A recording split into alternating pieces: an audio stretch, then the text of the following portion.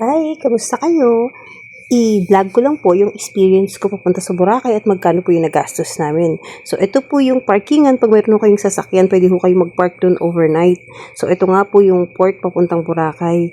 Pwede ho kayong pumila doon sa may first lane. This is registration. So, kailangan nyo pong magpa-register muna. At ito po yung binayaran namin. For 6 regular, 1 senior, and 1 student. 8 kami lahat. So, 1,110 po ang binayaran namin sa terminal fee.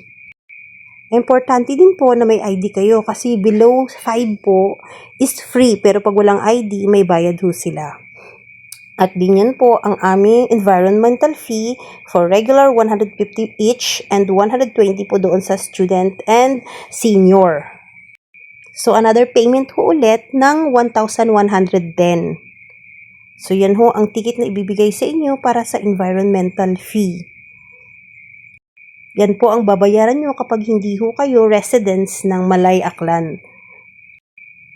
So, considered ho kayo na tourist pagka out of Aklan ho kayo. So, another payment ho ulit doon sa 400 pesos para ho doon sa ticket. So, yan nga po bibigay sa inyo ng card na ibibigay nyo po doon sa sasakyan nyo na boat. At yan nga po ang aming pamboat na sinakyan. Nag-enjoy naman ho kami kasi hindi ho siya crowded and mga more than 50 po ang passenger dyan. At yun nga po mga 10 to 15 minutes lang po yung travel time papunta ho doon sa Boracay Island. So, masarap po ang hangin kapag ka nag-travel kayo dyan from port papunta ho doon sa Boracay. So, yan po ang madadaanan nyo papunta doon sa pambot na sasakyan nyo. Kailangan nyo pong mag-ingat at humawak po kayo doon sa barge. So, yan po, pag may marami kayong dala, mahirap po talaga siya. Pero sandali lang naman ho yung lalakarin nyo. Yan lang po yung nagdudugtong doon para ho makapag-transfer kayo doon sa pambot. So, yan na nga po, paalis na yung aming pambot. At nung araw na ho yun, maganda naman ho ang climate kaya hindi siya masyadong maalon. Yun nga lang, kapag hindi ka sanay mag-travel by boat, kailangan nyo magdala ng plastic. Kasi yung iba sumusuka ho dyan. At kailangan nyo pong uminom ng gamot kung kinakailangan. Kasi talagang mahihilo kayo pag hindi kayo sanay sumakay sa pambot. So, important to remember na kailangan nyo po magdala ng ID kapag estudyante ho kayo. Kasi kahit ho na student kayo at wala kayong ID, regular payment po ang sisingilin sa inyo. So, kailangan ho talagang may ID. Pati po yung mga bata na below 5 years old, yun ho ay free. Pero pag above 5 years old, kailangan nyo pong magdala ng ID. Kasi kahit sabihin nyo ng student sila, hindi ho sila magbibigay ng discount as long as na may ipapresent ho kayong ID. At importante din po yun kasi tinitingnan ho nila yung pangalan at edad ng mga nasa ID, especially kung student at senior. So, wag niyo pong kalimutan na magdala ng ID pag pumunta ho kayo ng Boracay kasi yun po yung magiging reference niyo para bigyan ho kayo ng discount. So, remember na dalawa po yung babayaran niyo. Yung terminal fee, yung environmental fee, at saka yung ticket pa ho pala. So, yung ticket po parang 50 pesos per head. Dun para ho dun sa pambot. So, yun nga lang po yung napamahal kasi 150 yung regular doon sa environmental fee tsaka sa terminal fee. Kasi sa 8 packs na binayaran ko, 1,110 ho lahat yun. So, 2 beses ako nagbayad ng 1,110, so 2,220 po yun, plus 400 pesos para doon sa ticket. So, yun po ang total summary ng payment na binayaran ko. Papasok pa lang ho doon sa port papuntang Boracay. So, don't forget po na magdala ng ID. Meron din ho nag-o-offer dun sa labas ng terminal na pwede ho kayo doon bumili. Bali kasama na po yung transportation papunta to doon sa hotel nyo. Pero mga approximate 350 to 450 po yung singilan nila doon. So, one-time payment lang po yun. Hindi nyo na kailangan pumila doon. Pero yun nga lang po, isang bagsakan. So, per head po yun, 350 to 450. Meron na sila doon sa labas nung terminal na nag-o-offer. Sila na rin mag-a-assist sa inyo. So, maliit lang po yung pambot na sasakyan nyo. papunta doon at approximately 15 minutes lang po yung biyahe nyo papunta doon sa Boracay. May enjoy nyo naman po kasi ang ganda ho ng tubig doon. Talagang habang nagta-travel kayo makikita nyo napakaganda ng tubig. Blue ho ang kulay nung nasa ilalim. Malapit lang ho ito, hindi ho malayo.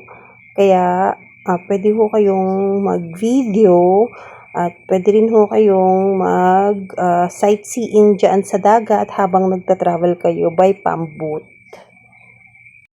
Kapag may dala naman ho kayong sasakyan, pwede naman ho kayong parking doon sa labas. May parkingan ho doon at magbabayad lang ho kayo ng overnight parking. So, mga overnight parking ho, mga approximately more than 200 siya, 240 overnight. Yun kasi yung binayaran namin.